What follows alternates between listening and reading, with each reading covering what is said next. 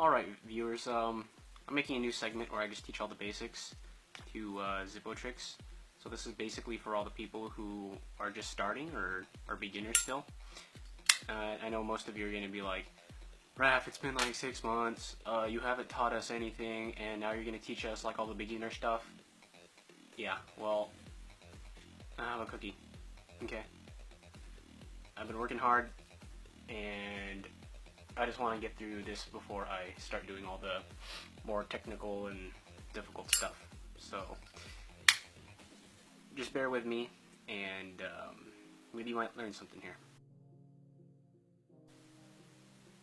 Alright, so before we actually learn any tricks, you're going to have to learn all the components to the Zippo first. And you see here, this is the insert, and this is the casing. Insert, casing, 2 parts. Now, we have the cap, or the top. You get the base. I'm not sure if it's called the base, but I just like to call it the base. This is the bottom where the stamp is located. This is the chimney, the flint wheel. The flint's right under the flint wheel. This is the hinge lock. You can't close it if it's up. It's the hinge right here. This is the wick. And if you can see right under, this is where the flint goes. So if you unscrew it, it's like a little flint spring. If you unscrew it, it's all the cotton. This is where you put in all your fluid. And this little hole. Not quite sure what it's exactly used for, but I like to put a spare flint in there. Or you could just fill it up from that hole. I don't know. The hole's just there. And that's pretty much it. Okay, so the first thing I'm going to teach is the finger pass, which is basically the bread and butter of all the Zippo tricks. Let me think here. I'm pretty sure almost every single like expert or like difficult move will have you do some sort of finger passing, but it's just good to learn it off the bat because it's kind of hard to learn, but once you master it, it becomes extremely easy, and it makes your tricks look a lot cooler if you're trying to do combos and stuff like that. You can use it for like a whole bunch of other things too. Like, it doesn't even just have to be Zippo tricks. It could be, I don't know if you're into pen spinning or like maybe even battle song tricks. But yeah, it's basically a huge bread and butter for Zippo tricks. So basically it looks like that. One more time. Oh, went out there. But yeah, that's pretty much it. You can do it backwards, like that. There's like probably like hundreds of variations to do this, but that's the most simplest. Just down and back up, like that. Alright, so actually it looks pretty easy when you try doing it, but when you start doing it, you'll realize that it's kind of a little more difficult than you'd think. Basically all you're doing is you just start with your fingers in between the hinges, or on the hinge thing, like that, and then you're just kind of twisting your fingers so you just pass it around, like that, and then you go faster. So yeah, let me try getting a little bit closer. If that works. No, that does not work. Never mind. Alright, so, alright. We'll get at it from this angle. So you're just pretty much just twisting in between your fingers. I mean, you could try this with like a pen or a coin or something. It doesn't have to be a Zippo. But you're just basically doing that.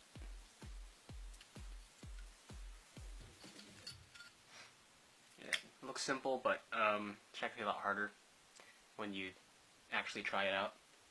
But that's pretty much it. There's like 100 variations.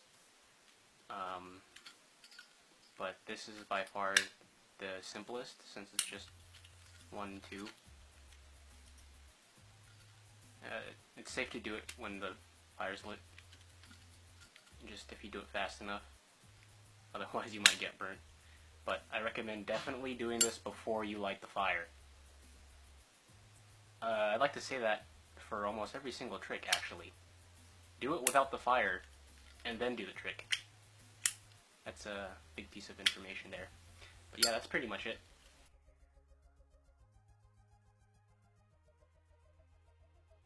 Alright, next in line is the squeezes, and there's 4 primary squeezes, which is the top pop. Hold on, I screwed that up. Screwed that up again. There we go, top pop. Reverse top pop. Oh, I'm just messing these up today. There we go. One more time. Reverse top pop. And then we got the palm squeeze. Let me try that one more time. Palm squeeze. There we go. One more time. Palm squeeze. And the hardest is the reverse palm squeeze. Let me try that one more time. There we go. Palm squeeze. Reversed. And those are the 4 basic squeezes. Probably these are the easiest of all Zippo tricks, since it's just one simple movement of the hand. They're basically all just openers, a way to begin your your Zippo tricks or anything like that. Look flashy. If you just like do it out of the blue, just be like, oh yeah, top hop, yeah. Hold on, yeah, like that. It's gonna be all fancy, but they're pretty much like the easiest thing. So to do the top pop, I'm pretty sure it's self-explanatory. I mean, you just squeeze down, and then just let the pressure from your fingers just pop all the way to the top, and then it just opens. So squeeze down like that. Oops. Alright, like this, like that. Okay, now one problem is that when you do this, you see this hinge thing right here? When you do this trick, you kind of mess up your hinge every single time you do it. So if you keep doing this over time, like say 100 times, then your hinge is probably going to get messed up over time. So I wouldn't recommend doing this on like a Zippo that's like expensive and really nice. I'd only do top pop, or palm squeeze, well, mostly top pop, on a like older or maybe a nice Zippo, because you will damage it if you do this over time. It's one of those tricks where like it'll mess up your Zippo. I mean, if you could see it right now, the cap isn't lined up with the base of the Zippo anymore. That's because I've been doing top pop on this thing like all the time, and that's what happens. Your cap will bend backwards, or be pushed backwards, because the hinge is also being bent. Yeah, it's blurry. Sorry about that. But yeah.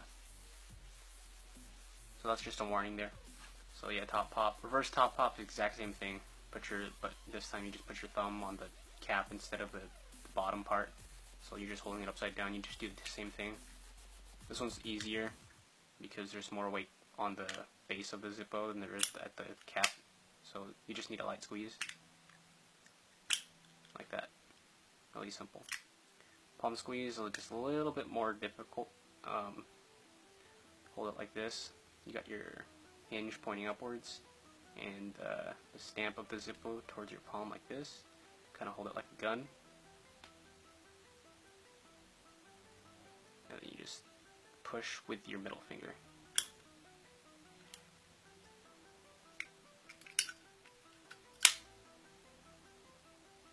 So just, yeah, kind of like grip it with your thumb and your index finger at the top right there. And then you're just kind of building force at your palm right there. And then if you build enough, then I'll just pop right out like that. Now the reverse one is a lot more trickier than the first 3. You kind of like, how do I explain this? You kind of have to force more energy in the top than you do at the base. That might be a little bit confusing, but basically you're doing the same thing, but the hinge this time is at the bottom. Stamp is still at your palm, but you kind of push down, and there's more force towards the cap than there is at the base of the Zippo. So it pops up like that. This one's by far one of the trickiest ones, but Looks kind of cool when you get it down.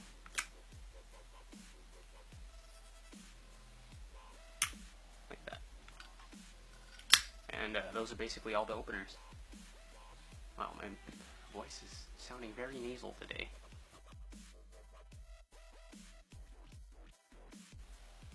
Alright, so throwing and catching, throwing and catching. There's probably 100 different ways you could throw it and 100 different ways you could catch it. But in this video, I'm just going to teach you a very simplified way. It's very safe. And I usually do this style of throwing in all my tricks. So basically, what I do is, of course, before you start any of your tricks, make sure that it's not lit. Otherwise, if you mess it up, then you're not going to burn anything. But how I do it is kind of like to hold it this way, so that my finger's under the Zippo, so where the stamp is, and then I kind of like to use my finger to push it upwards, so that way when I throw it up all the way, that little push at the kind of corner right here makes it easier for it to flip around, and like this, like a flip. It flips easy when I do that. So that's like how I like to throw it. Just that little push there. Makes it real easy to do one flip. Aside, most people, or not most people, but like a way that I think is a incorrect way to throw it is just straight up just chucking it up on the air and then so you catch it this way and you burn your hand. I don't like to do that. But how I do it is when you do throw it this way, it'll go up in the air, and then let me just simulate this. So you throw it up in the air, and it starts to spin upwards like this. Now, while it's upward like this, you don't have to worry or anything because it's not going to go straight back down like that. Since you spun it, or you did that little flick in the beginning, it'll do one full spin. So by the time it goes back to your hand, it's already back this way. So you don't have to worry about catching it the wrong way. So this is definitely out of the question if you end up catching it this way. If you do end up catching it this way, that's probably your fault. But I'm pretty sure 90% of the time when you do it this way, this one isn't lit. Let me find it. Alright, wait a second. Okay, so 90% of the time, you will find that when you throw it in this style, you're going to catch it stamped down. So that's basically the way I like to throw my Zippo and catch it.